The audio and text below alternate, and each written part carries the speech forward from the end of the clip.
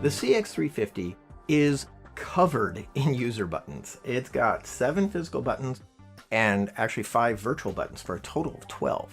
Now, so what is a user button? It's a reprogrammable button. A button that has a function already assigned to it, but you can change what that function is. There's over 40 choices of what you want to program those buttons to do. So for example, here on the side of the camera, you'll see these first 4 buttons. OIS and the zebra and the waveform, the auto iris. They have those names next to them, but they also have numbers next to them. 1, 2, 3, and 4. Down here in the corner is 5. Up here by the hand grip, we have number 6. And down here on the front of the camera, number 7.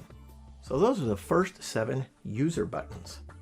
The virtual buttons come up when you bring up the menus on the touchscreen. You'll see 5 buttons on the left. Those are called virtual buttons.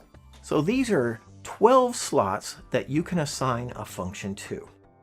Now the functions that are available to you, most of them would fall under the category of shortcuts, menu shortcuts. So these will be functions that you could get at in the menus, but you can also, instead of going through the menus to get at the function, you can just enable it right on the side of the camera, which can make it a lot easier to operate. If you have a frequently used function you want to be able to just turn on and off, I mean, some are simple, for example, like variable frame rates. Sometimes people want to just enable or disable variable frame rates.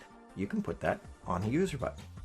If you don't want to use up a user button for that, you can also just go into the menus and find, scene file, VFR, and change it there. If you're not going to be changing it very often, why waste a user button on that? Save those up for a function that you will be using more often.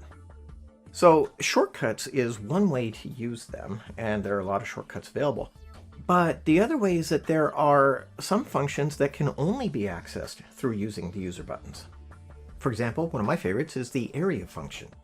If you put area on a user button and then press that button, it brings up the ability to just touch on the screen the area that you want the camera to focus on, or to expose on, or to focus and expose on. Very useful. For an example would be if you're doing an interview of someone, they're sitting framed up on the left thirds, and there's a window on the right.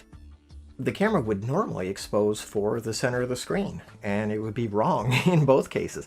But we can just put on area, and then point at the area on the screen, point at the face of the person we're interviewing, and then it will ignore the window and it will focus and expose on the face. Many other functions that you can use that you can't get at any other way, like super gain. You can put super gain on in the menus and tell it you want 30 or 36 dB of extreme gain, but you can't access it unless you put super gain on a user button and press that button, and then that will enable the amount of gain that you've set.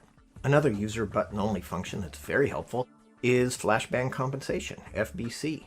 If you're shooting in an environment where a number of flashes are expected to go off, like a red carpet or a boxing match or really anything, you'll know if you've seen this happen on a rolling shutter camera, you'll usually see like black bands appearing when a flash goes off. But the CX350 can compensate for that using a Flashbang Compensation function, FBC. So put that on a user button, enable it, and then you're able to shoot in multiple flash environments without getting those distracting bands.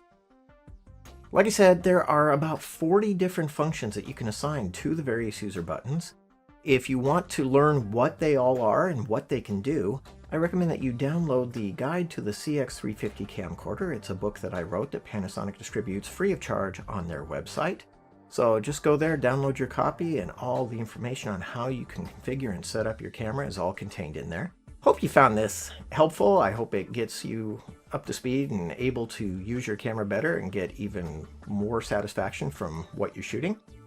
For more tips and tricks, stay tuned to this channel. See the other videos we've made. Be sure to download the book. Thanks for watching. Panasonic.